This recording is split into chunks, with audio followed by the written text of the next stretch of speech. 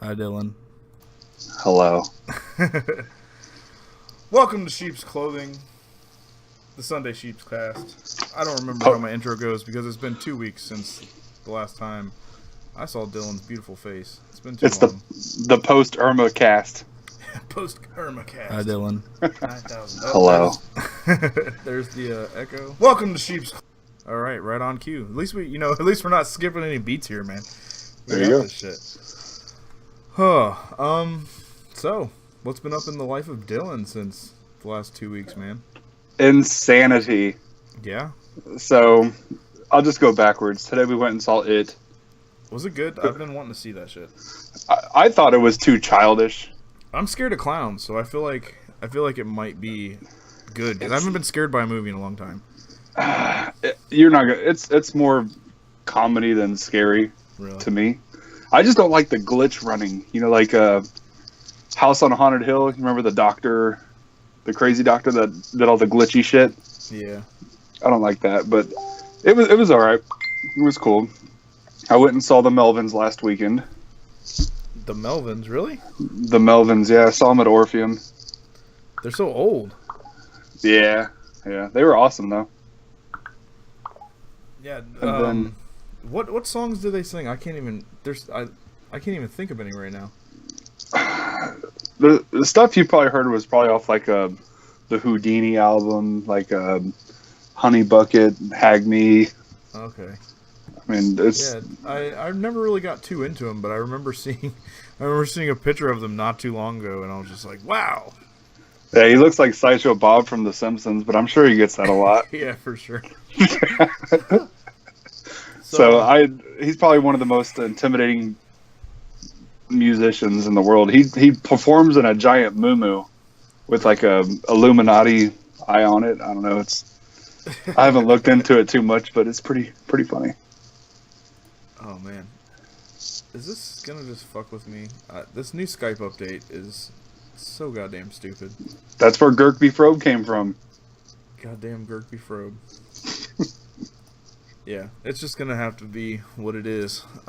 Yeah, so I can't get the dynamic view this week. That kind of sucks. I'm gonna have to figure this out. Yeah, I actually got a humongous fucking monitor now. You can't see it, but I still have dual monitors. One's like catty corner over here on the side, and this one is just like takes up the entire area in front of me, and man, it's fucking monstrous. But I mean, that's not relevant to this cast at all. I just wanted to talk about my new monitor. Nice monitor, bro. Thanks. So yeah, last week me and Maggie decided that we're gonna stop eating all kinds of shit, and we're gonna start dieting, and it's absolute hell. I hate it. Like, I fucking can't eat Checkers and pizza and stuff every day, and that's kind of lame. But more important news, I got a promotion at my job this week. No shit. I've only been working there for a month, and you're looking at the fucking brand new manager. Are you serious? Yeah, dude, second in command. I got the owner is the only person above me. It's fucking so cool. What do the other employees think about that? The company's only 5 months old. Oh. So, I mean, they got a couple weeks on me. That's about it. But yeah, dude. I'm fucking really excited about it. It's super cool. Not a tremendous bump in pay, but I mean, I was already making decent money. And yeah, now I'm actually going to be able to afford like a fucking new car, or even parts for the Dart and all kinds of cool shit. So yeah, I'm super excited about that. Well, congratulations. Well, thank you. Yeah, and it's something you enjoy doing. So yeah, dude, it's cool because I'm learning like every aspect of a small business, and it's in the business that I want to be in. You know what I mean? What do you do now? For the people who don't know, thank you. Go ahead and go to mypupsocks.com. And basically you send in a picture of your dog, and not me anymore, my subordinates will print your dog's face on a pair of socks. I'm going to talk to my boss and be like, hey, I just shouted you out on my podcast, so you're going to have to like pay me some fucking royalties or something. You did it 2 weeks ago too. Yeah, I know. But I'm gonna try to work out an advertisement thing for him because I'd like to be sponsored by Pup Socks. Why not? It's all in the that's part of your upgrade, your promotion. But it's not even just Pup Socks, man. Like you can put anything on them. You could. I'm still waiting for somebody to send in a dick pic. I think that would be fucking hilarious. But yeah, like, do you make ankle socks? I think we're actually about to get ankle socks in shortly. I'm not sure. I don't want to put my boss's business out there like that. Everybody's gonna be demanding ankle socks, and we just can't deliver right now. So anyway, I know the guys are like itching to jump on. They keep messaging me and stuff, and I don't want to take up more time than we have to. So we're gonna get this interview underway. If you guys could, please do us a huge favor and share this post. We're trying to get as many people in here asking questions. I know that they just went on tour, so Arsonists is really fresh in everyone's minds right now. And call or type in and just tell us, hey, I saw them in fucking Richmond, Virginia, or some shit, and like it was awesome. Da da da da da. Or ask fucking weird questions like what their favorite tree nuts are, or something. Who knows? So please do us a huge favor and give this video a share. If you're watching on a phone, it should be in the bottom left corner. Cankle socks, indeed. Dude, I have the worst cankles. I need to... Not for long. I need to hit the gym and tone my ankles. Just do some calf raises. I swear, dude. I know in person you probably look very dapper and handsome, but when I can only see like the top part of your torso, it looks like you're in a hospital gown right now. It's really throwing me off with that like white sheet behind you too. Well, you didn't let me finish the rest of my Irma story, so. Oh, what happened in Irma? I'm in the hospital. No, you're fucking not. No, I'm just kidding. It's just a fucking cool polka dot shirt. Oh yeah, I had plans to podcast during the hurricane, but my power went out at 6 o'clock. There was like 3 drops of rain on the windshield of my car, and my power had already went out. And then continued to be out for 6 days. 6 days I had cold showers, so I didn't take many. And no power. Living by fucking candlelight, like we're your goddamn Amish people or something. Like, it was fucking rough, dude. It was super rough. Just like old times, huh? Yeah. Alright. Do you have anything to add about Irma before we change the subject? No, we're good. I put in like 163 hours. Yo, dude, I worked fucking 90 hours this week. Yeah. Catching up after the hurricane.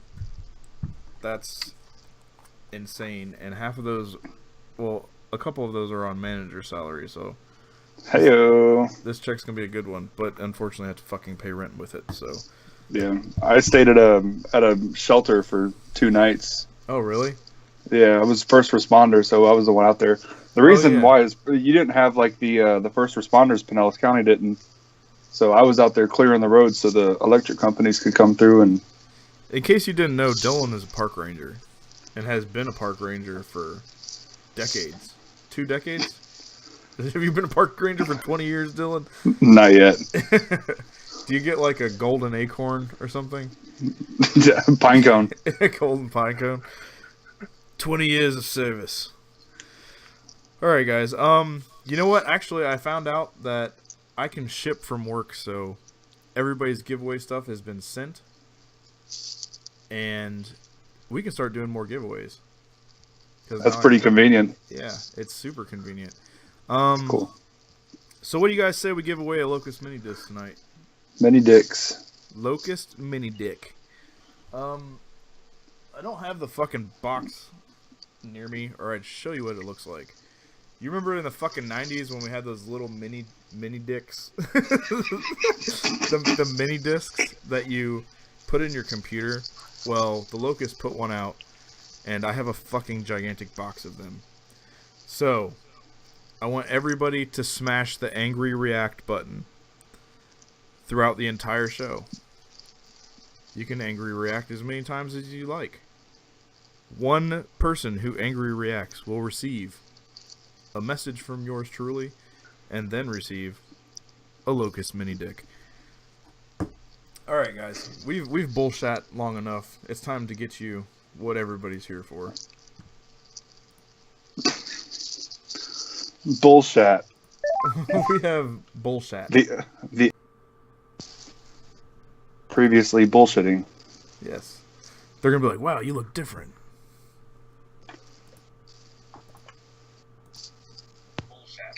Hey, what up? Guys. What up? What up? Sorry, I look different. You look like the letter G and the letter B. You can't see us? Nope. Wait, do you want to show other participants videos? I'm gonna say always show because I don't want this to happen ever again. Yeah. There you are. That's something that wouldn't want to happen. Yeah, that's Dylan. I'll be there shortly. Hello. Yo, you it looks like I could live in your beard. In mine? Yeah, it's very epic. It's very natural. Hey guys, I'm here now. Hey, what up, dude? So, why don't you guys go ahead and introduce yourself for people who don't know which one of you are which. My name's Garen. My name's Sean. I play keyboards and do vocals. And I run around naked most of the time. I don't believe I saw you naked, but I did see you in a unicorn mask. That was pretty cool. Depends on what year you saw us. Where'd you guys get the unicorn mask? Walmart, dude. Just classic Walmart. Yeah, it was actually really random. We went in there because we slept in the parking lot. Typically, we do that. And we went inside and, sometimes we like to, fuck around in there. And we found like a giant bin full of all these crazy giant heads. And so first we just got two thinking like, okay, we're just going to do this like merch table kind of like whatever. And then we were like, wait a second. We're going all out. So how much money did you totally spend on fucking unicorn heads? Well, they were different animals. I'd say what was it like? It was it was like $80 plus tax. Yeah, $100. Nice. I forget what state it was all worth it though. We really wanted to, with like the Game of Life tour, we really wanted to vamp up our live show and just like do something weird and spontaneous. And so like we had got those like halfway through the tour, so that was just like a fun thing to throw into the mix of the live show. Once we were like all really comfortable and everything, we tend to try to just do that sometimes, Well, I think you guys did a great idea. Or it was great because when I saw you guys in Orlando, that shit was fucking crazy, and there wasn't even like a ton of people there. It was just fucking nuts. Like everybody got on stage and lifted Sean up above their heads while he was screaming, and Sean. Stop, it tickles. Like I'm pretty sure like everybody got off the stage except for Garen throughout that show and was just like running around in the audience and. Wait, did I miss it? Or yeah, that was the show that I got like fucking thrown into Garen. Yeah, we were wearing the masks. Drums. Yeah, we were wearing the masks and I couldn't see shit while we were playing. And all of a sudden, Sean just came flying in. Like I felt his whole weight just go on me, and I was like, "All right, sick." I was actually surprised that it didn't happen earlier on the tour because there were some pretty crazy Texas shows that like Sean like almost had that situation, but yeah, that show was rad because it just like it actually happened. It was pretty hilarious. So it fucked up. It really hurt actually. Yeah, I didn't like just fall into the drums. Like I feel like I was like crowd surfing at one point, and then I just got like boom, boom, boom, and like thrown into Garen, just like upside down. Garen, did you end up filling that kratom? Dude, that shit was. I was gonna bring that up like right off the bat, dude. But I was like, I don't know how you feel about talking about it on here. But dude, right like after like 20 minutes after you gave that shit to me the first time in the parking lot, dude, I was like in the zone that night. Honestly, that was definitely like my top 5 favorite shows of the tour. That was a fun one. That was a really cool one, and yeah, definitely. I want to get more of that stuff because stopping fucking drinking and all that, trying to keep a healthier lifestyle. That shit's like really fucking fun for shows with like anxiety and stuff. I really actually like that. It really has helped mold my sobriety more so because you still get the bar atmosphere, and it's really fun to just go out there and like you can sit at a fucking bar and talk with strangers just like you would at any other bar, and you're still getting like an inkling of, you know, intoxication, but it's not bad for you. It's almost like taking vitamins. It's crazy. Yeah. It's a trip, dude. It's like I just found out about it within like the last year or so, and definitely want to start getting more into it. It's definitely some really good shit, dude. So, and I'm also vaping, dude. So I feel you on that health kick. We actually had a conversation about vaping. Yep, funny. I remember. Yeah. So Sean, did I see that you got engaged? Yeah, dog. Check it out. I ain't even got a ring yet. I think I saw a post on your Facebook. Did you or actually tell everybody who you're engaged to? I'm engaged to the magnificent, the one and only, the phenomenal, the beautiful Britt Lee, and she did the last tour with us. Where Garen and I play in a band with her called West Cliffs, and we did, you know, the full 7 weeks on the Arsonists run, and it was the second to last day of tour, and I'd been thinking about it for a long time, actually, even before the tour, but I just did it. I did it in Portland. And here she is right now, actually. Britt, come say hi. Here, everybody say hi to Britt Lee. Hello. Hi. Yeah, actually, I wanted. How long has West Cliffs been a thing? Not very long at all, man.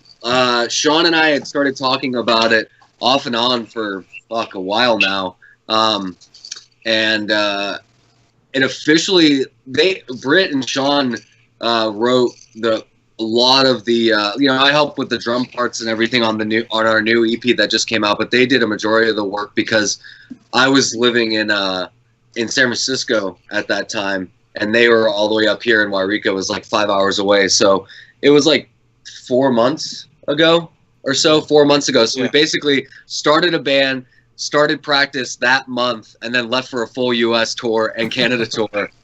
So like, honestly, that was like the coolest experience in my opinion, like doing that run, and in that short amount of time to hop on a tour like that. It was just like so much fun.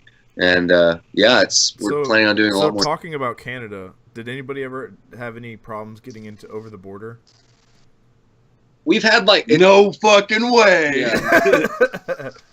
Dude, that's always the scariest fucking thing, dude. Like seriously, like used to be like Garen and I in like 2009 and like 10 and 11, those days, you had to like send the border a manifest and like send them all the paperwork and like do all this crazy shit and so we weren't really sure because we hadn't gone to Canada in a while. So I was like emailing our manager and agent like at the same time, like, hey, are we all good to like go through the border? I'm like passing like signs saying like, you're going to fucking Canada right now.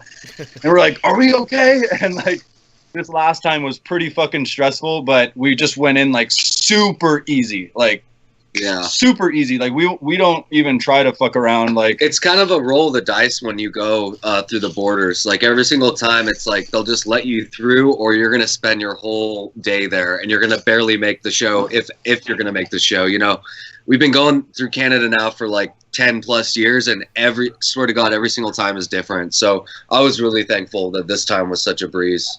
Yeah, that was really cool. We usually hear fucking crazy ass stories about Canadian border, and I think I say this every single time, but I've always just thought the Canadian border was like a fucking Mountie sitting on a fucking horse. You know what I mean? And he's just like, "Oh, come on in, eh?" Like I didn't ever think that it would be as crazy as it is. No way. Yeah. You know, like it's harder to get into Canada now than like Europe. I hear like even if you have a DUI, you can't get into Canada like at all. But like people that have like, you know what I'm saying? Like so the restrictions there versus like a different country are pretty strict. Yeah, that's insane. Yeah. I don't just keep those damn Americans out of here, I guess. So before you guys actually came through Orlando, you played a show at a church in Lithia, Florida.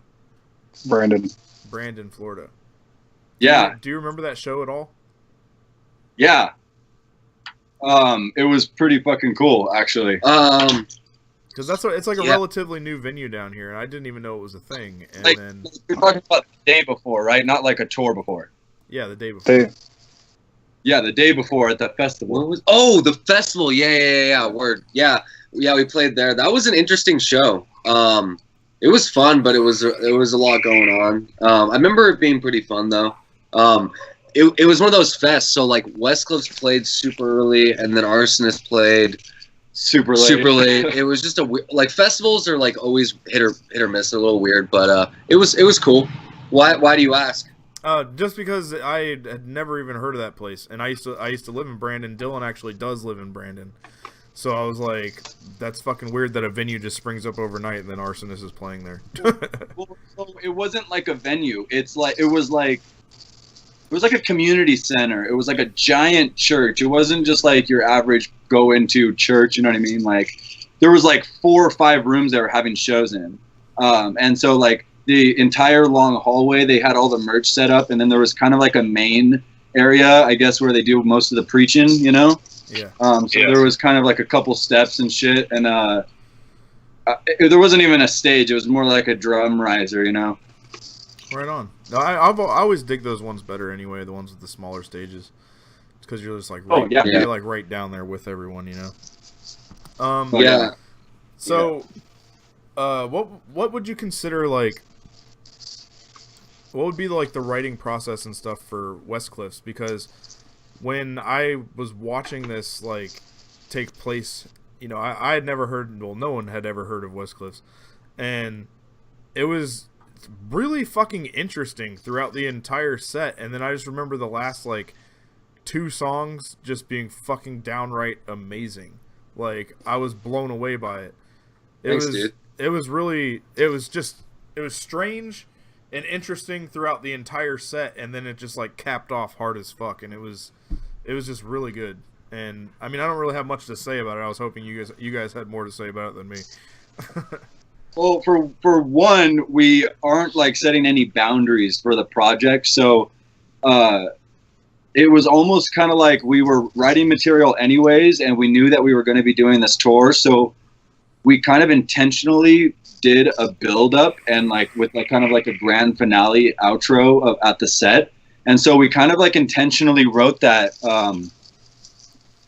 I guess for the, you know, not necessarily for the tour, but for like I guess the album too, you know, like that peaking point, you know. Yeah. We knew that we were going to be playing in front of a metal crowd, or like there'd be metal bands in front of us or after us or whatever the case may be. But yeah, and also to kind of go back to what I was saying earlier, like about starting off with this band and only being a band for 4 months, like for me, the whole experience was really interesting because we were learning, we're figuring out what we sound like and because we're so experimental right now. We're so brand new that we're not we're finding our way kind of. So like, it was such a trip to me to like talk to kids after the show. Cause you know me, I was hanging out in the front, smoking cigarettes, hanging out with the kids after the show. I love doing that shit. And to get everyone's like perspective on it, everyone just says completely different things. And, I guess we're learning like what we sound like through what like other people are saying. So yeah, it's pretty crazy. It's pretty awesome. Yeah, it was awesome. So out of the Game of Life set, what is your absolute favorite song to play?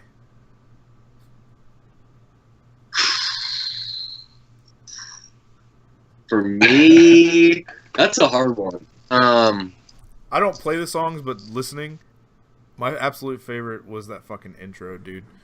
Just Save the Castle, you know what I mean? It's so fucking sick. I like screaming those lyrics. They're pretty funny. I have 2 different favorites for 2 different reasons, but I like To Get Eaten by Rats. I'm gonna have to agree. I'm gonna have to agree on that one. That was one of I have 2 as well, and that's one of mine. I just like how it's so grindy and and quick. You know, it's like a 1.5 minute song just hits you. You know. And I guess my other favorite one is Robondo, because it just comes in with like a hooky keyboard and like a heavy part right away, and like usually even if you've never seen us before, it'll catch your attention, you know. Right on. Yeah, my other one is probably even though we've been playing this song forever, I still really love playing Shoe Shine. That's just the drums that I have on there. I really enjoy playing. And that song in general is really fun to play. So I'd say Rats and Shoe Shine. True that. I just want to remind everybody that we are giving away Locust mini discs tonight. Dude, I heard about that. You need to hook it up, dude. You gotta send. Dude, I heard you talking about that before you did this. I know. Sorry I was to interrupt you. Yeah, I was like, but whoa. I need one of those. That's one of my favorite bands, dude. I got you. I sorry. have a box of like 600. I might have been the first person to smash the face. So yeah, check. Smash the angry react for your chance to win. I'll pick somebody random that isn't an arsonist because I'll just send them their own. So yeah, other than that, Dylan, is there anything in the comments right now? Yeah, I had a question. How was it opening for yourself? like opening for Arsonist when? Well, man, That's a tough act to follow. For me, drum wise, it was awesome experience. Like for me, it was my favorite tour we've ever done, because I was just constantly busy, and between West Cliffs and Arsonist, it's a different level of difficulty, drum wise, and West Cliffs to me was like a fun warm up, and then Arsonist was just like pound a record and just grind it out, you know. So I thought it was. But it is pretty weird. It is a weird thing to do, but I thought it was fun. Sorry, I didn't mean to. Go ahead. Oh, no, you're good, dude. All I was going to say is it's also kind of like not the way like opening for yourself is like you may like think like it's not like it's just another grindy or weird band that like we're both just going and doing like the same sounding stuff. Like we really want to showcase like this other side.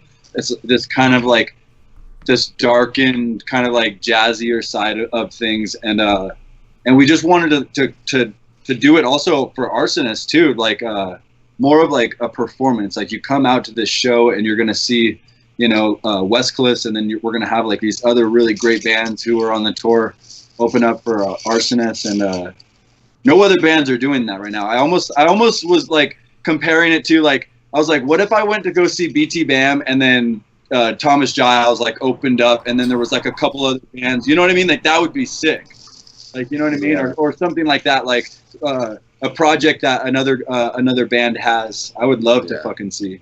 It was just an overall really fun learning experience, and like I definitely like. I'm gonna reemphasize what Sean's saying is like, not a lot of bands are doing that kind of shit right now, and to stand out nowadays was like, for how oversaturated the music scene is, you got to do something crazy for tours. So I think doing the double set thing was just a fun experiment, and it ended up being, it just for me and personally, it was one of my favorite tours. Yeah.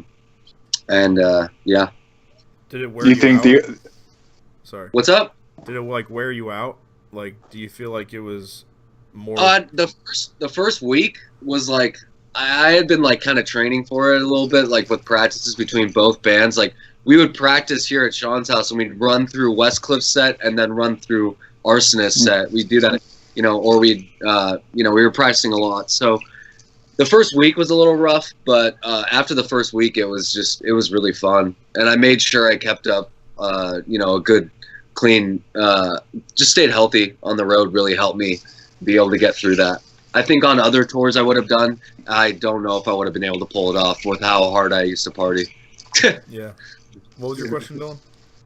Do the other members of Arsonist feel left out because they're not in West Cliffs? Oh no, it's all good. It's like, it's a really supportive thing. Everyone's like really cool. So, you know, we support, everyone's got their own things going on. And so, good. Yeah, there's no weird stuff. Cool. All right, let me field some of these comments. You guys have any plans to go to Australia?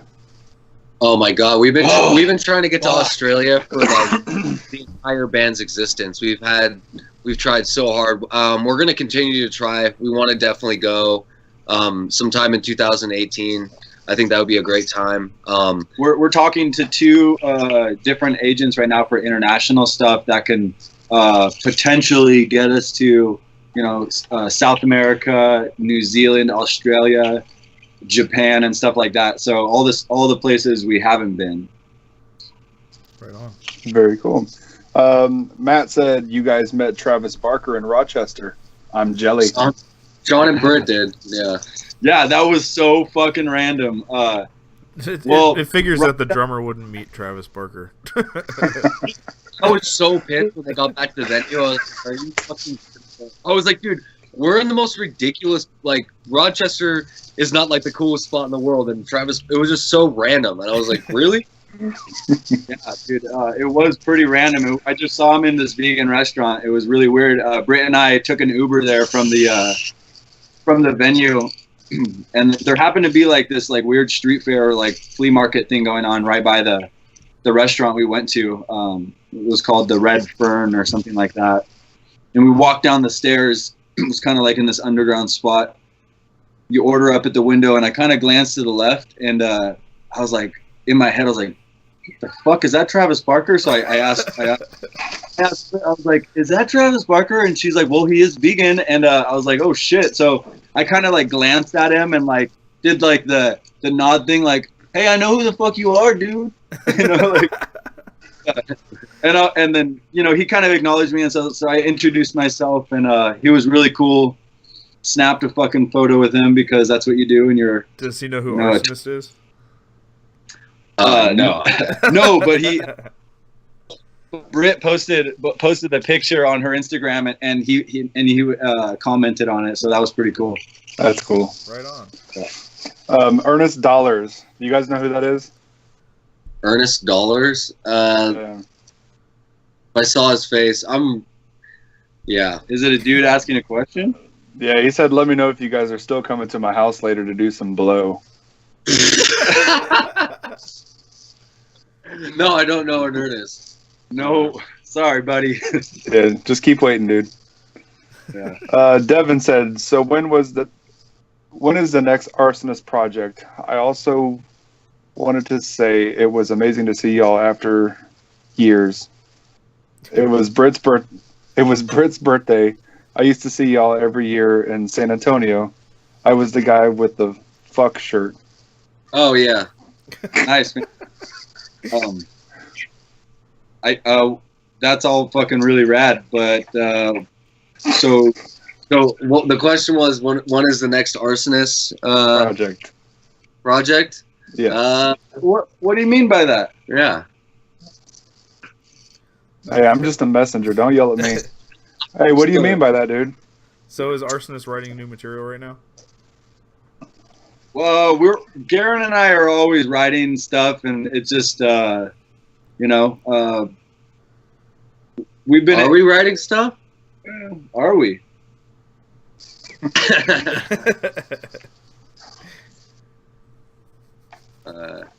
Was there anything else worth reading in there, Dylan? No, I was just going to keep it awkward for a little moment.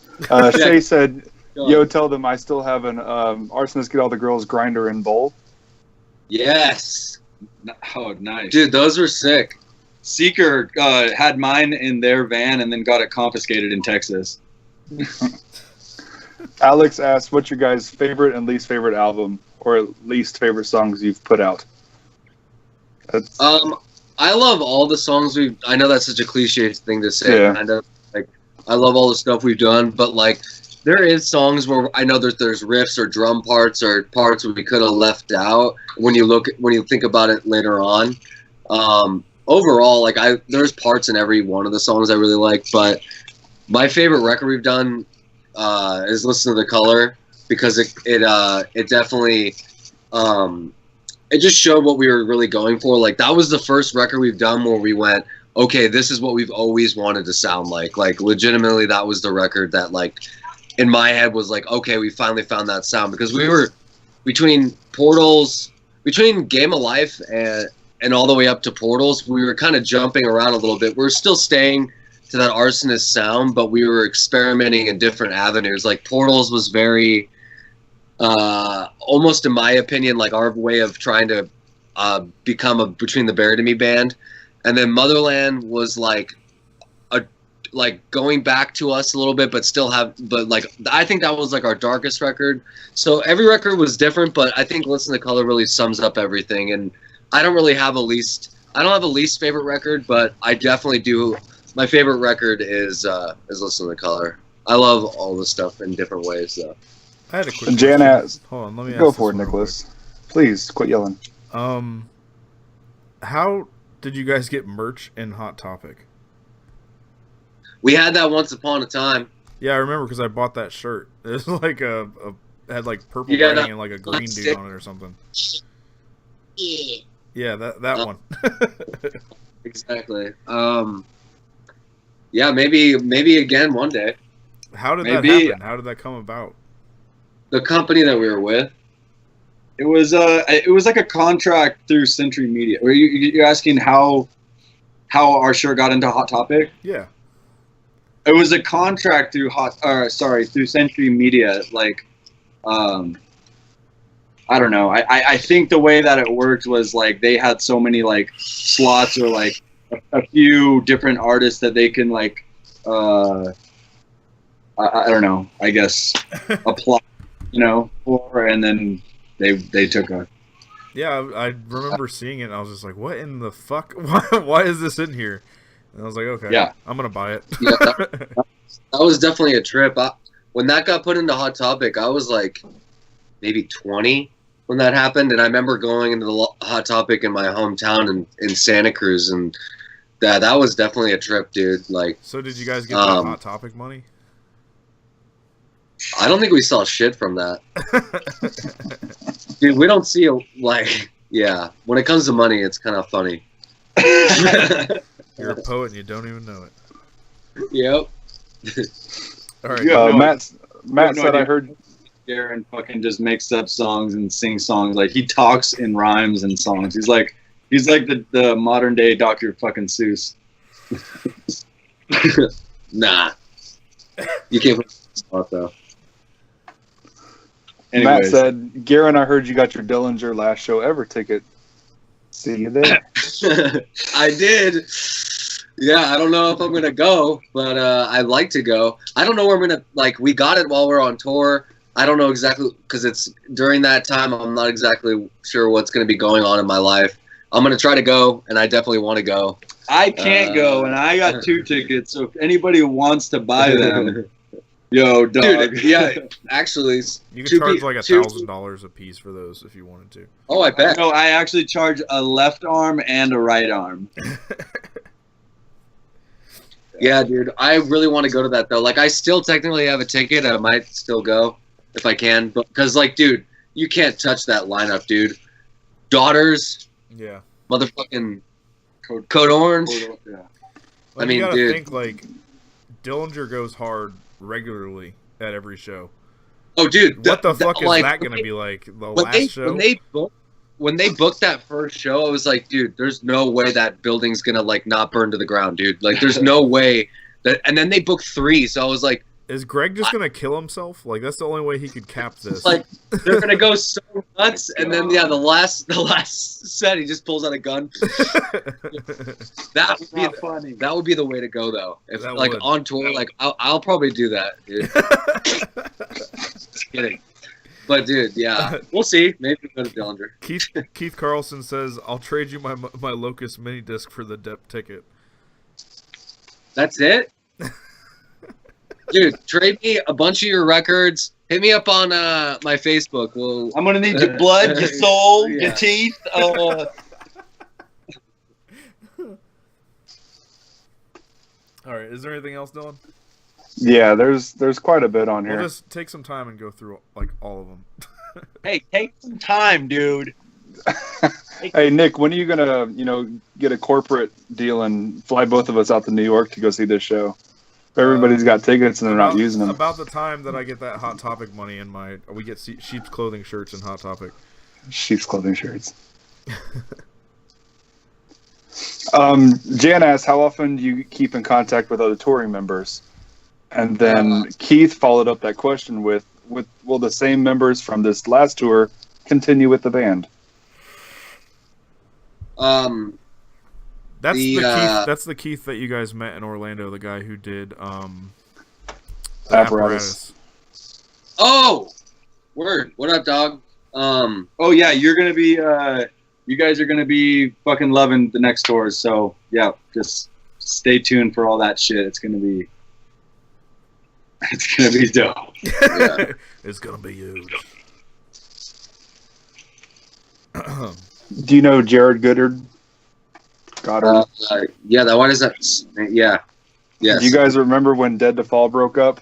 I was driving John from Dead to Fall with the house party after the show, and then the Dead to Fall guy got into a fight, and the cops came, I think. Dude, you were there? Dude. Why don't you tell this holy story? Shit.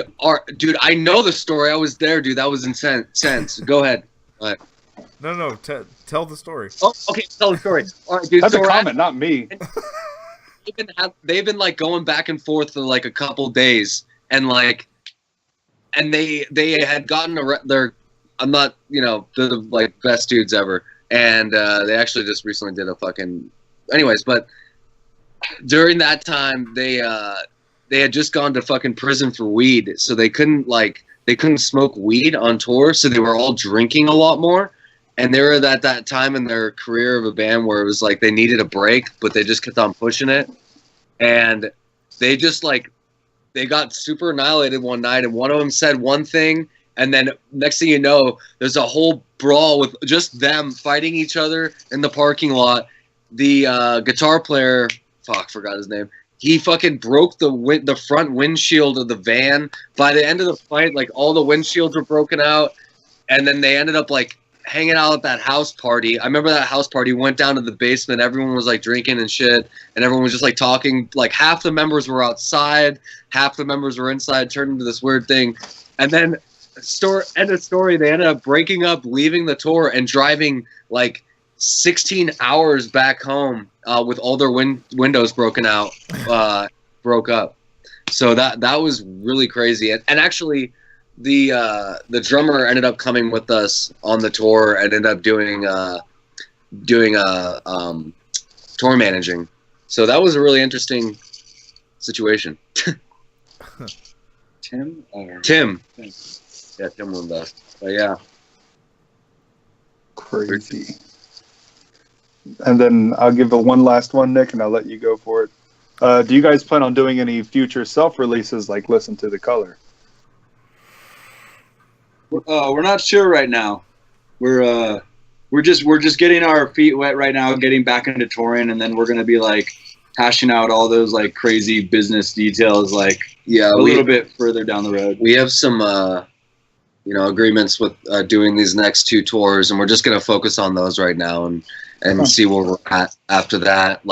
With the music industry right now, we have a bunch of different options of how we want to, if we decide we want to move forward. So, but right now we're just focusing on one thing at a time. Like Sean said, we've been out. We didn't tour for 3 years, so we're now just getting back into it. So we'll see. How different has everything changed in 3 years? Dude, I said this throughout the whole tour, and when we got home, how when we did the last tour we did, it was a lot of younger kids were there. There was kids that were 12 all the way up to 19, 20. That was the majority of the kids. I felt there were still older kids there, but I figured out from this Game of Life tenure that, dude, we're the old guys in the scene now. Yeah. All the people that came to the shows, dude, it was an older crowd. I'd say 25 and older. There was still kids there, but that was the one big thing is A, I didn't know anyone a lot of the time, and B, it was just we're just an older kid, we're the next generation now.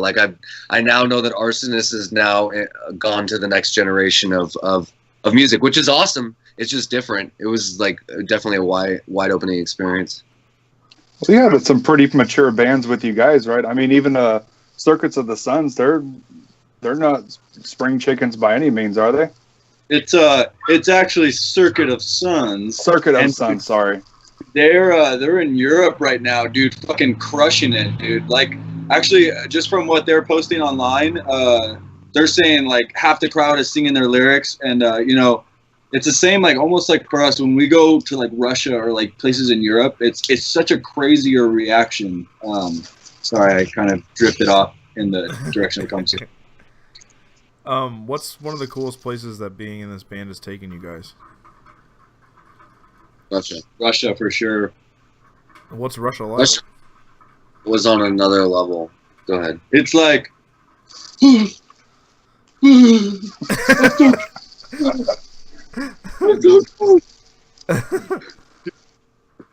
dude, it was so cold. It was -30 something, and like it was, dude. All of us, like, we were like cuddling up, like we had no choice, dude. Yeah. Well, there was I forgot what city it was, but there was a plane that we got off, and we had to be. It was one of the smaller planes, so you're outside first, and then you walk into the terminal. And right when we stepped out, my nose hairs froze in my nose, like everything just froze in my mouth and in my nose, like the second we stopped off the plane. Other than the weather, the crowd honestly was I've never seen a more diehard fan base. Like everyone sang along to every word, but then after the show, they weren't able to speak to us in English at all, but they knew all the words, but they couldn't speak to us afterwards. That was a trip to me. And then the women are gorgeous. Oh my God. Dude, the history there is fucking nuts. crazy, and like not only is it like cool and crazy that we get to go and like learn about it and like experience it, but the kids there and like our tour manager was Roman. He he took us to some places in Russia, like the Hall of Fame. It's like this memorial. It's in Volgograd, and it's like super sacred, and it's like right next to like this crazy huge statue called Mother of Russia or something like that. And so like all of the experiences we had in Russia actually gave us a lot of influence for our album Motherland, and like the title and some of the lyrics behind some of the songs. But I guess what I was getting at is they respect their culture so much. They like asked us like not to take photos of like certain things just because it was like, you know, just super sacred, or you know. Yeah, their history's pretty crazy over there. They've had a brutal. You can just feel it there when you're there. You know, you can feel the struggle that everyone feels over there. You feel very thankful to be in the States, because over there it's kind of a free for all. That's how I felt. It was definitely a free for all. It was like the sketchiest place I've ever been, but the most beautiful, and it was just, yeah, I want to go back. We're gonna go back because, dude, Russia is so sick. Does Russia have Walmart parking lots to sleep in?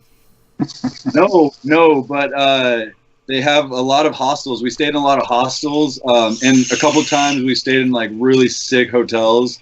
I don't know how we afforded it, but. What's one of the weirdest places you've ever played a show at? Oh, dude. Like in Russia or in general? No, just in general. In general.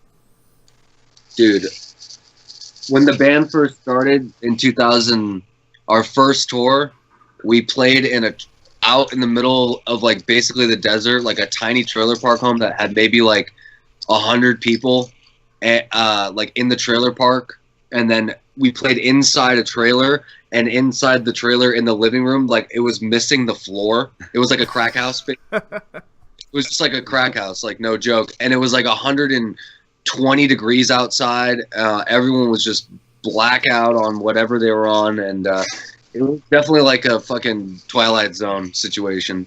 And I was like 18 at the time, so it was like a weird experience. But yeah, that for me. I know there's a bunch more. Dude, we played I actually don't even really remember. It was somewhere in Europe, and I think it was in the Czech Republic, Slovakia, or something like that. Somewhere over there. Anyways, we played like this venue, and there's like a downstairs basement, and it was like a torture chamber. Like that's where they like there was like crazy iron hooks that like people were like, I don't know, you could see where people were hung and stuff like in this basement. And like the venue owners like took us down there and like told us all about the history of that place. Like it was like this weird mini castle, and I'd say that was like a really fucking weird place to play. Oh yeah, that sounds weird. Sure, it might even be so long ago it was on my MySpace or early days of Facebook where I'm like hanging from the hook that people were like killed from. Yeah, that's there's probably a like pic the out. most metal thing ever. Yep. Keith Carlson wanted to know how was touring with Exotic Animal Petting Zoo? Oh, the best dudes ever. Exotic, even though we only did the boys, dude. Gosh, yeah, that's actually probably our top 3 favorite bands we've ever toured with. Not just because musician-wise, but as people, they're just basically our brothers. We only did a 2-week tour with them, but that's one of my top 5 favorite tours I've ever done. Was that tour with them? I'm trying to get them to come play some routing dates with us back home in December. Yeah, in December. But Steven, you got to get at your boy. Steven Carr, I know you're on here. You got to get at your boy. Yeah, but Exotic Animal is one of the most underrated bands ever. They're up there with like Glassjaw to me. They're like the Glassjaw of like experimental heavy music, in my opinion. Avant-garde. Yeah. There you go. It's fucking sick. I've heard people refer to it as that. It's kind of strange to me, but so do you exchange Christmas cards with Alyssa White glues? Oh, from the Agonist? Yeah. No, but she's pretty cool. We toured with her back when she was in the Agonist, and she's always been a really cool person. Their whole band, like every time we're in Montreal, we try to say what's up to them. They come out and burn some fatties with us. Yeah. But now she's in like Arch Enemy, right? Yeah, something like that. Yeah, dude, she's like fucking huge rock star now, dude. I saw that coming a mile away. And then another question from Keith is the band's been cool about having guest musicians on their albums. Who would you love to have on a future Arsonist track? Oh, that's a good one. That's a really good one. Dude. That's why Keith gets the big butt. We actually just saw Steven from Exotic, and that idea kind of sprouted maybe, but I would like to have, because like Arsonist is really highly influenced by Converge. I'd love to have Jacob on it, on one of our grindy, more hardcore songs. That's like a dream of mine. Jacob, or Guy from the Red Chord. He's one of my favorite vocalists. He's a that's just, yeah, I know.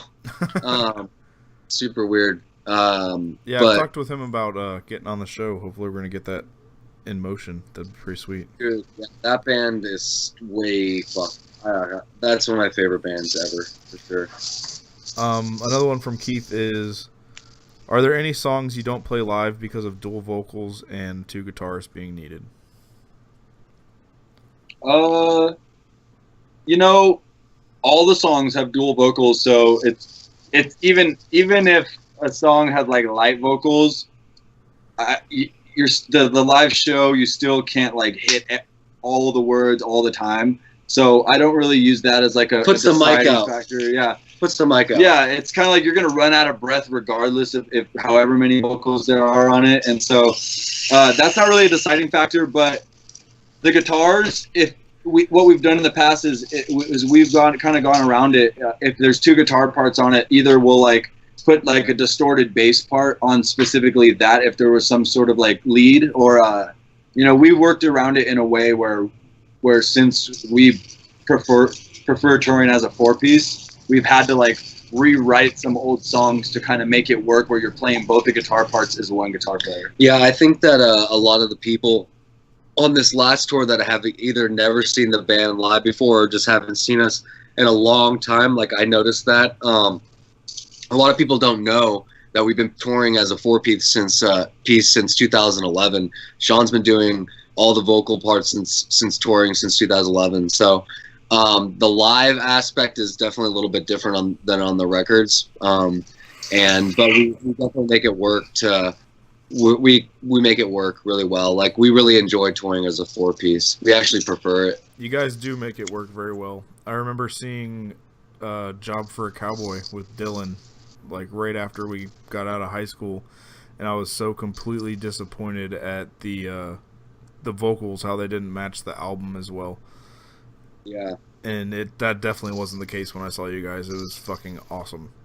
I think that's like one of the only shows that I've ever held out my phone and actually recorded the show instead of like getting involved. I just wanted, it's like something that I like wanted to remember, you know. It was really good. Thank you, man. Thank you, dude. Dylan, you want to field some comments? But before you do that, let me remind everyone to smash the angry react for your chance to win a Locust mini disc. All right, go ahead, Dylan. Let me see where I was at. We will return after short messages.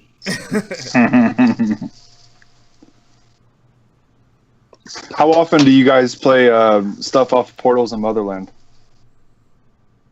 Right now, we try to play stuff off of it, at least one song, but the amount is... With Arsonists, it's always been a weird thing because we're not a band that has like a single or like a hit song.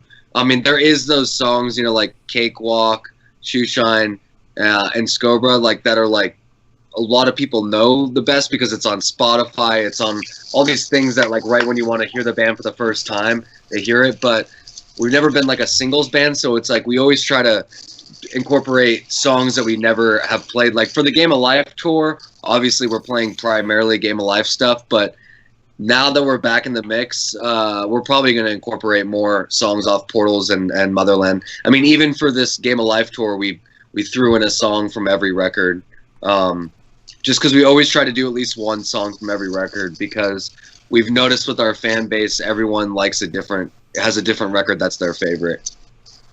Was Save the Castle written like specifically to open the show?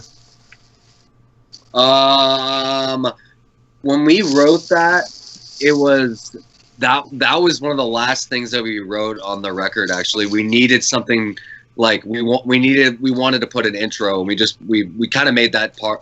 Like we did a lot of our songs back then, we just made up stuff on the spot. Like we never practiced. Like Hits from the Bow and Game of Life was all written in like a month. So like we just kind of threw that in there, and it ended up being cool. Like back then, like we had no, and still now we kind of don't know what the fuck we're doing. We're just experimenting all the time. So yeah. Right on. Proceed, Dylan. Bill asks, is the West Cliffs EP done? Oh yeah, it's live. It's up now. It's everywhere. It's on Spotify, iTunes, Google, Amazon. Fucking if you can make up a website, I'll put it on there. Do you guys plan on pressing vinyl for that? Not the EP. We talked about it, but 25 minutes long. If we did, it would be like, you know, on a 7-inch or something like that, which would be really cool. But yeah, we're living on a tight budget, you know. Yeah. Right now, like we were saying earlier, is like we're like just now getting back into this and getting our feet wet. So we need to like the finances need to build, and there's the things that need to build before we can make some drastic decisions. In my opinion, I want to press all the Arsonist records, everything I ever do on vinyl. Like vinyl is the shit, dude. Like yeah, I was really disappointed that you guys were sold out when I got there. That was like the first thing I was gonna do. Pick something. Those sold out so quickly, man. Like vinyl, like I want to redo them really bad. I've noticed that they'll always sell, and nowadays, like, you know, everything's on digital on the computer, and like a vinyl is the only way you can just hold on to something. And I think people are starting to really fucking attach way more to vinyl again. I guess in 2016 or something like that, it was 2016. It was vinyl had like come back. It had done like some of the best numbers that it ever done. So it shows that it is coming back, and I would love to, but just right now, like Sean said, financially we need to figure it out. Alex asked, will you guys invite Jared Monette back to do another future track? I say hell yeah. Why not? Yeah, he's a close friend of ours. We just played on our last tour. We played with in Portland, and Jared and actually Jason. Jason's a guitar player who was in the band from the ending cycle of Game of Life all the way till Listen to Color. Both him and Jared both got on stage with us, so we're really close friends with a lot of our past members, most of them, 95% of them, and I would love to have him on a track. He's a fucking beast. Right on. A great dude. Ralph asked, will Listen to the Color be available on Spotify?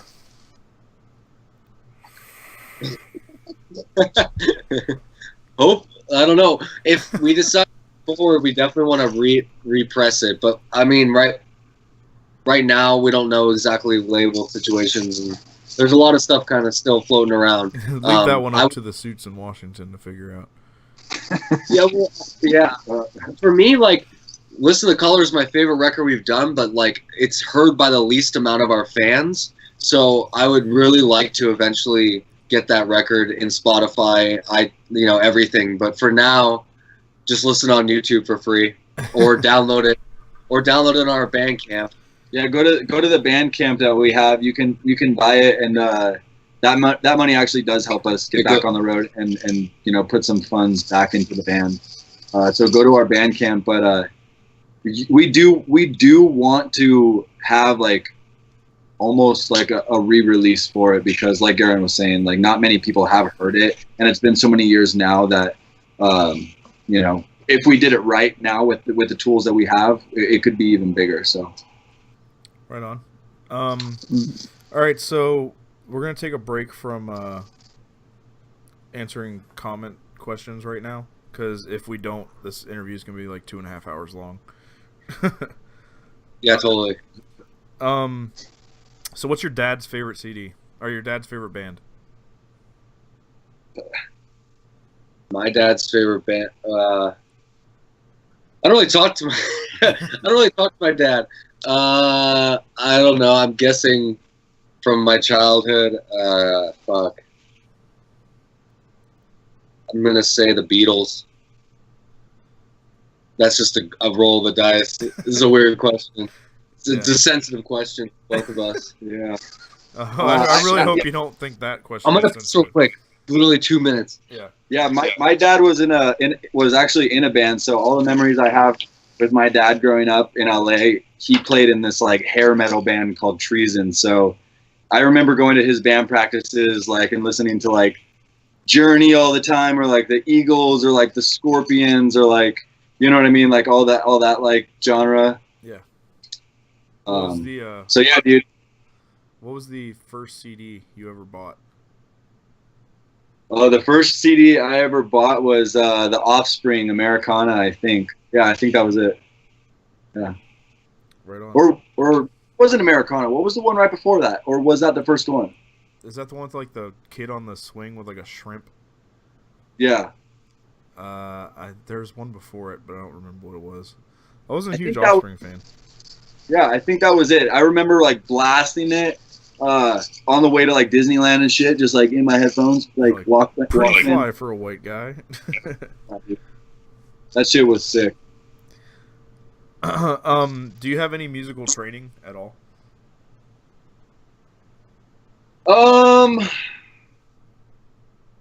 I took some bass lessons when I was in high school, and like some vocal lessons, or like some like voice lessons and stuff, but nothing like really serious. No.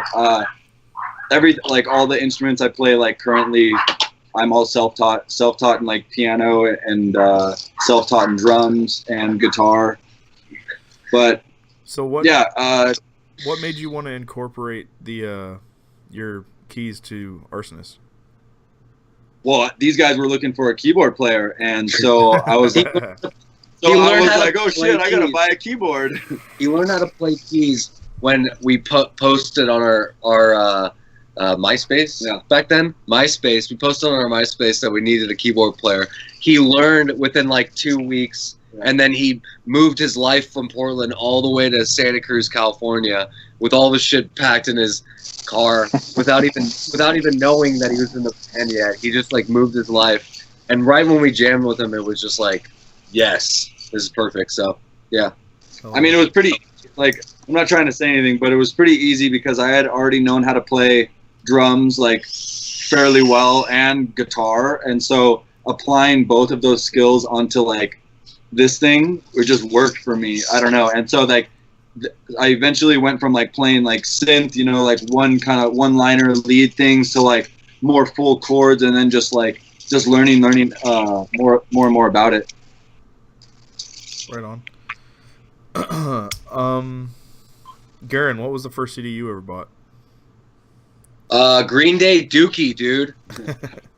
Dude, I was like 11 or 12, and dude, I was all about punk rock. Casualties, Green Day, Bad Religion. I grew up on punk. You could hear some of that influence on Arsonists, but yeah, that was the first CD. What about you?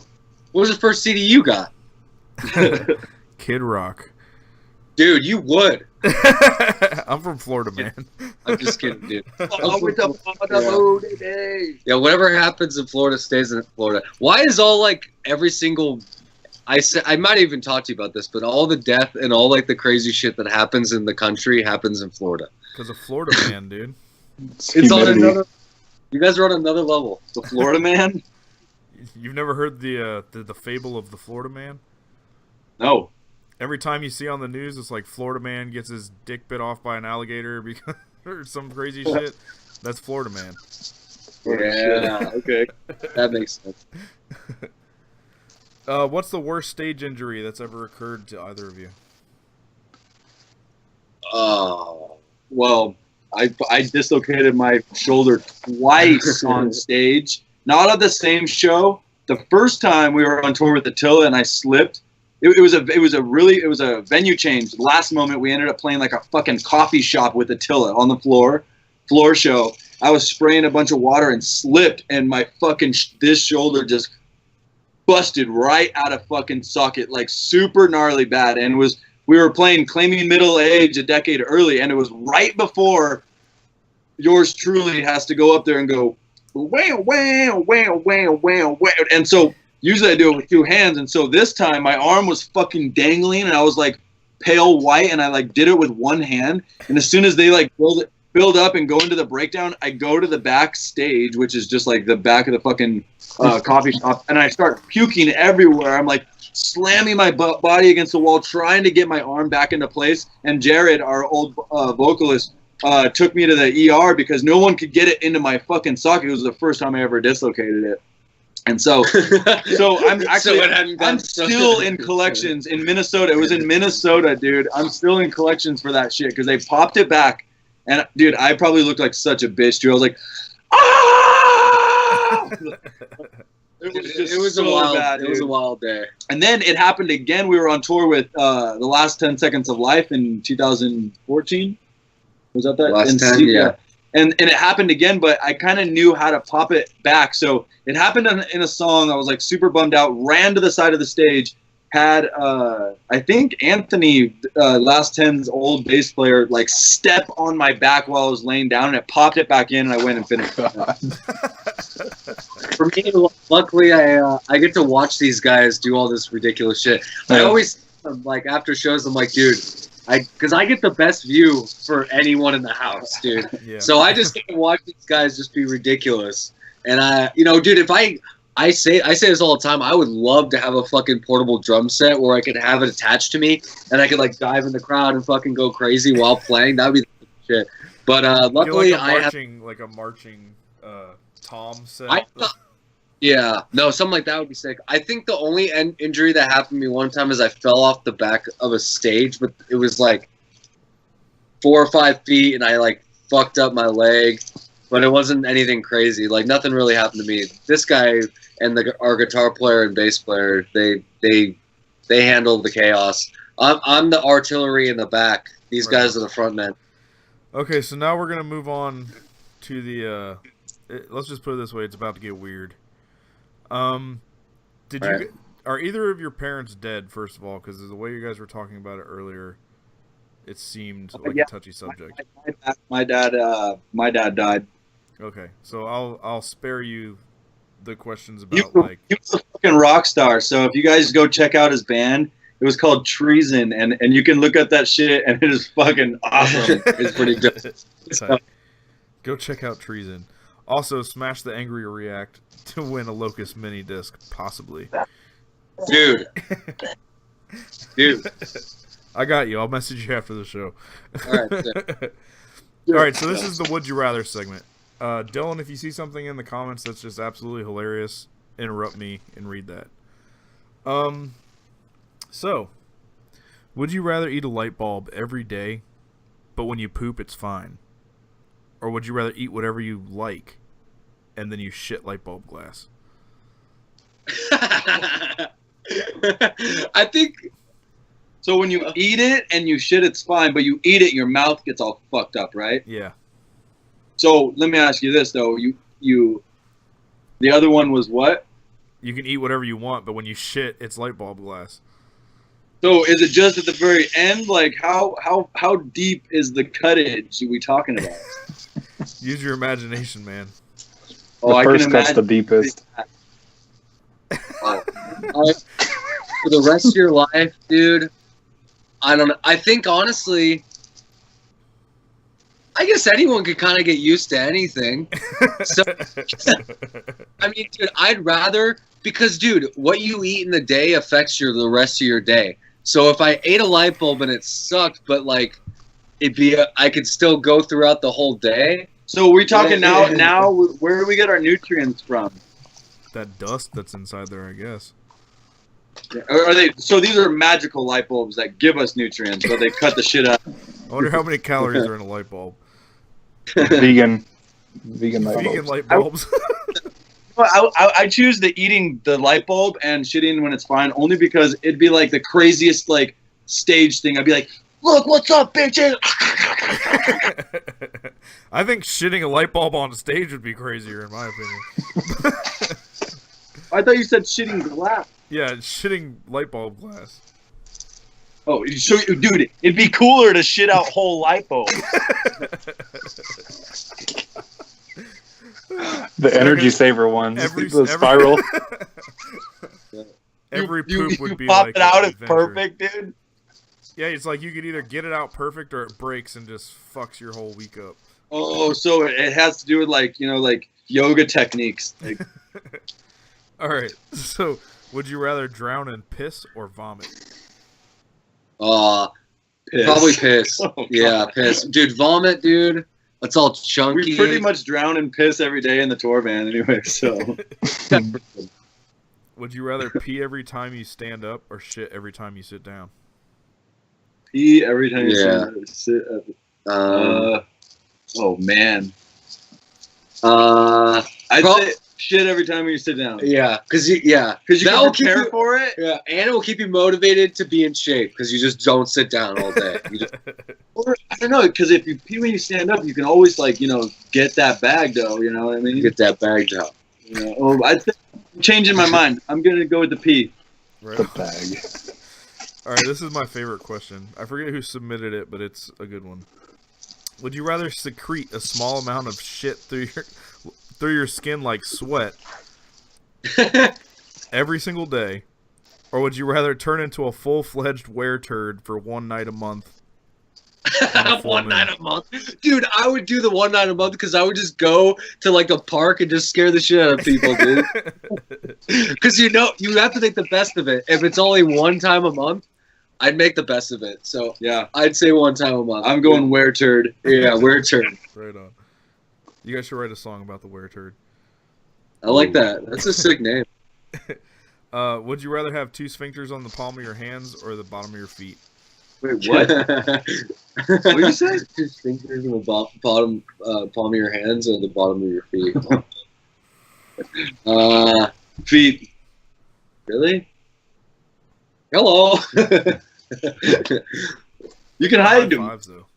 Yeah, I guess you can You hide the smell of your feet all the time. You hide whatever thing you got going on your toes. You do whatever you need to do to keep your feet away from public. Your hands are like everything. You're like, take my strong. But you could like Kamehameha diarrhea at people. Dude, you're onto something. We are living in different times. I've changed my decision. I'm gonna go hands. So fun. Would you rather have pubic hair for teeth or teeth for pubic hair? Oh, that's brutal. Are you the only? Am I? Teeth for pubic hair. Is the whole society set up like that, No, or is it just? You. It's just you. I'm gonna go teeth pubic hair. Yeah, me too. Dude, imagine the other one. The other one would be just way too. You're just like, It's like I'm just like looking at both of your beards and like going like that's what it would feel like in my mouth all the time. Would you rather have? All right, you know when you take a piss and you get that little drip in your pants afterwards? Yeah. Would you rather have? Infinite Cheeto fingers, like the Cheeto dust on your fingers for life, or like a constant pee drip, like maybe once every 2 minutes?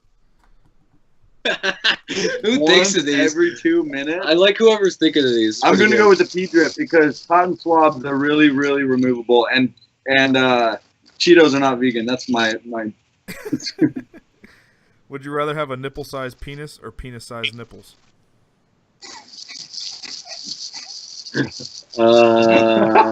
Dude, that's fucked. They're just like that's a hard one, dude. Fuck. I'd say penis-sized nipples, dude. Dude, that would just be so depressing. Just like, I'll go with you. So I'll do that with Garen so that we can be alien brothers. Okay, Sean can opt out of this one. Garen, you can't. Okay. Can you guys see us? We're out. We're like the sunlight's running out. Yeah, I can still kind of see you. We're gonna wrap it up after this segment anyway. Okay. Would you rather watch your parents have sex for the rest of your life or join in one time to stop it? Damn. My divorced parents to have... Dude, that's horrific. Dude, that's horrific to think about. Dude. Just pass. Dude, pass so bad. Pass. Why do you always offer the pass? Because that's my job. That's why I'm on this show, is to tell everybody that they can pass to the fucked up Have questions. sex with them once and they never have sex again, or you have to watch them every single time. Oh. No. You have to watch them have sex for the rest of your existence. Yeah. Or you have to join in once to stop it. Pass, dude. All right, would you rather shower in fish tank water for the rest of your life or have raisins for fingernails? Fish tank water, because if it comes down to it, you could clean off afterwards with something else. Yo, raisins are vegan, though. I'm going to go with the raisins only because, dude, I bite my nails anyways, and they kind of look like little, like, white raisins, so... Would you rather have arms for legs or legs for arms? You get a set of 4 of each. Legs for arms. Legs for arms. Legs dude. for arms for sure. Imagine the power. Dude. Yeah, seriously. Dude, my arms are weak. My legs, ooh. You can listen to one artist for the rest of your life, but it's Nickelback or ICP. Oh, Jesus. I'd say ICP. ICP only because I can imagine him to be more experimental. Would you rather fight a teenage bear or 3 ostriches that are on cocaine? A teenage bear, dude. Teenage bear. Yeah. I think I could take him actually. Because I actually wrestled a bear once. Would you rather your mom catch you masturbating or you catch her? Rather me. I'd rather her catch me because she has. Sure, that one. Would you rather have your body found on a pile of sex toys or naked pictures of Guy Fieri? Sex toys. Sex toys for sure. It could be kind of squishy, I could imagine. Would you rather have vagina armpits or an armpit between your legs? An armpit. Does that mean we exchange what's already between our legs? Yes. Oh. But, dude, vagina's in our armpit, dude. Then you got the best of both worlds. Nowadays with angles, dude, I could make money like cam girl shit, dude, on my armpit. Yeah, you could. Would you rather have no penis or 5 penises? 5. Because this would be hilarious, dude. Yeah. Imagine having 5, dude. That'd just be the... I'd say 5, yeah. It's pretty... Dude, your day would never get boring. Would you rather cut off one of your fingers or pay $5,000 of your own money to the person you hate most to go on vacation? Only $5,000? Only. Must be nice, buddy. We don't have that Hot Topic money, dude. I don't have $5,000, but I'm saying for a finger, I would find $5,000. Yeah. Like, for sure. Fuck that. $5,000 to the person you hate most to go on vacation, though? I mean, dude, you know, if you got hate in your heart, you gotta let it out. Would you rather live forever or die in the next 5 minutes? Damn. Live forever. Oh, no. I'd say, dude, think about that for a second, though. Live forever. You could do so many good things. Yeah, but dude, do you never see fucking Werewolf in fucking London? Where he's like, he's miserable because he's been alive forever, and he's like, fuck, I can't feel love anymore. So is the were turd gonna still happen if I'm alive forever? Once a month. Like once a month for forever, I still gotta go. It's like, are we building up? Everything still counts now? Were turd in London. I'm gonna still go with the forever one because, yeah. Would you rather fuck Rosie O'Donnell or Roseanne? Oh, Roseanne. Aren't they the same person? They're like they are like the same person. You got to keep your eyes open the entire time. Oh boy, like Clockwork Orange style. Boy. Does the death 5 minutes still count before that? Fuck one, marry one, kill one. Steve Buscemi, Danny DeVito, and the lead singer of Smash Mouth. Wait. Fuck one, marry one, kill one. What'd you say? Which ones are what? Steve Buscemi, Danny DeVito, and the lead singer of Smash Mouth. You don't know who Steve Buscemi is? Oh, dude. From Fargo. Kill one, lead singer of Smash Mouth. Marry one. What was the other two? Danny DeVito and Steve Buscemi. Oh, man. I'd marry... Dude, Danny DeVito would be pretty fucking hilarious. Yeah, that would be mine. Sure. And then, yeah. I'd marry Danny DeVito because he's probably loaded. I would fuck the singer of Smash Mouth because he's a rock star. And I would kill the other dude because I don't know who he is. Would you rather sweat milk or grow blue cheese's plaque on your teeth? Do we have vegan-friendly options? Yeah, you can use vegan alternatives. Almond milk and almond cheese. Ooh, sweating almond milk, dude. You're all stoked. Dude, give me some cookies and a freaking jog, and I'm gonna go sweating up a storm. I would put something like that. I agree. I'd go that way, dude. I would get like cookie pillows because I get pretty sweaty at night. You know, cookie pillows, and like wake up to my snacks that I'm already gonna go get. Nice. Would you rather pop one of your testicles like a grape or eat a monster turd produced by Gabriel Iglesias with a fork and knife at a slow pace? Oh, dude. I think I popped, dude. Okay, well, you said slow pace, so you didn't clarify. I'm going to go with that one. I'm going to go real slow because I'm living forever, right? I got the rare turd, and so I got the rest of my life and many other lives. Dude, we got like a lot of poo questions. Yeah, who's coming up with these? I want to. We posted in a lot of groups and gathered a lot of these. Would you rather fuck a jellyfish or a cactus? Jellyfish. A dead one. Sorry. that was real fucked. Sorry, guys. I'm gonna say a cactus because I could cut, like a nice. Did you say a cactus? Well, I wouldn't do like the needles. You have 5 penises. Oh. And teeth for pubic hair. All right. Oh man, just like imagining like the most fucked up like thing right now. Well, this is like the hills have eyes. Like 5. If that's the most fucked up thing you can imagine, you're gonna be sadly mistaken. This is the last one. I'm just saying I am thinking of a pretty bad thing. This is the last one.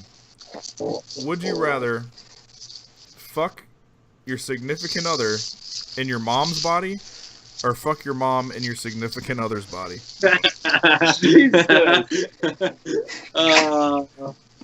Dude, that's some like Hills Have Eyes shit. I feel like both of them are actually watching this. So.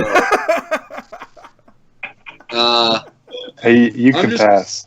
I'm just gonna say blaze on, Pollywog. Blaze on, guys.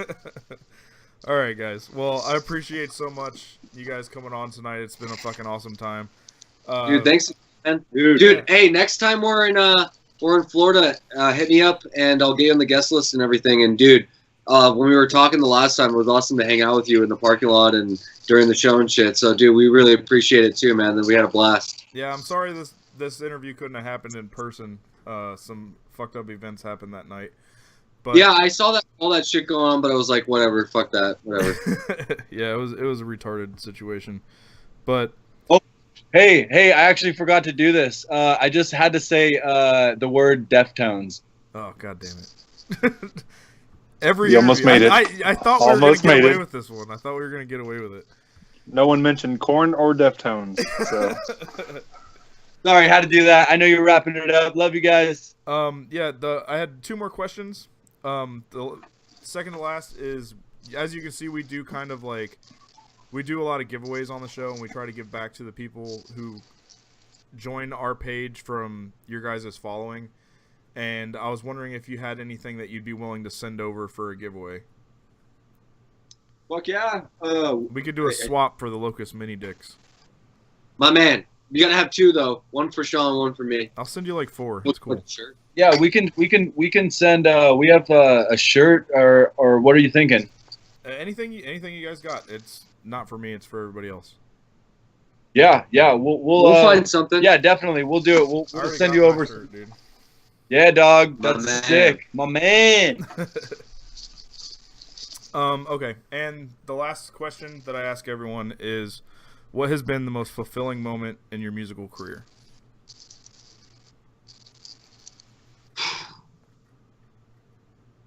I know it's hard to get your brain to work after those last questions. The one moment I'd say proposing to Britt because we were touring and playing music together, and like that all came together, and it was just like the most magical moment in my world. For me, the best moment, the one moment was when we sold out our hometown venue. For the first time, we pretty much drew like 300 people, and that was when I was like, oh, I fucking made it, because I didn't think the band was ever gonna go anywhere. We were a joke band, and we just started really getting momentum going, and that was like the moment where I realized, okay, I'm gonna fucking do this as long as I possibly can, because people loved it, and we worked our ass off. So that for me, that was a long time ago, but that I still think about that all the time. Yeah. Right on. Well, thank you guys again. You guys enjoy the rest of your evening. I'm very glad to say that I've been able to make friends with both of you guys, and I'll definitely be in touch. Absolutely, dude. And nice to meet you again, too, man. Later, guys. Later, guys. Take it easy. Later. Nice guys. Nice, guys. Hey, I do have news for you. What's the news? I bought a GoPro. No shit. Yep. Now you just have to work up the courage to interview people in person. We just use it for underwater pictures. No, but I got a big SD card, so we can do interviews if we wanted to. Man, that would be awesome, because that's one thing I do want to do is start getting out of the office. Because going to meet them, I mean, it would have been much better if you were there with me, but it was still like a really fucking fun experience, and we got in on the guest list and shit. It was pretty cool. Yeah, I think they're playing at the Haven, which is in like Winter Park. Who is? When they come back down here, and they're coming like November. Oh, like that tour that they're about to go on that we completely forgot to talk about. Yeah, that one. So everybody, go check out Arsonists' page so that you can see if they're going to be hitting a town near you. They are about to leave on tour again. And also check out their Bandcamp. Check out, they probably have a YouTube. Check out, listen to them on Spotify. Go check out all their stuff. They're an amazing band. We didn't cover a lot tonight. We had a lot of comment questions tonight. Yeah. But all in all, I think this was a successful show, and it was very fun. Oh, it was great. Oh, so is there anything else to cover before we get out of here, Dilly? Not really. I'm gonna try to come out there and cobble with you. Ashley's been making fun of it. She's going kava. Yeah. We're gonna try to make it out there one of these nights within the next 4 years. Well, I hope so, dude. I'd like to hang out with Ashley. She always gets left at home. Yeah, well, if you would do something at like 2 o'clock in the afternoon, we could make it happen. I don't have kids yet, dude. I'm either at work or asleep at 2 o'clock in the afternoon. Stay there as long as you can. For the love of God. Hey, are there any shows coming through? I don't know. Guys, are there any shows coming through? Tell us in the comments, because I have no clue. I thought I saw Cattle Decapitation was coming back around eventually. Cattle D's coming through. I know that for a fact. I definitely want to see that. That's always fun. They're playing at Orpheum. That's where I saw them last time. It was a fucking awesome show. I was a really drunk asshole when I was at that show last time. Yeah, I had a lot of built-up frustration, I guess, when I went and saw the Melvins, and I turned into one pretty quick. Dude, you keep freezing in really funny positions, so I'm gonna go ahead. We're gonna go ahead and end this. All right, Dilly. Well, I love you, brother. We'll talk this week, but not about cool stuff because we have to save that for the podcast. All right, I'll start jotting stuff down that I want to talk about then. Thanks for the questions, Keith. As always, thank everybody for tuning in. And one last chance, real quick. Smash that angry react. And tomorrow you'll get a message from me. Maybe. If you're lucky. And you might win a Locust mini disc. This is always that awkward moment where I have no idea what the fuck to say. So. Am I frozen? Yeah. It's funny. Goodbye. Oh, okay. I'm like, what the fuck is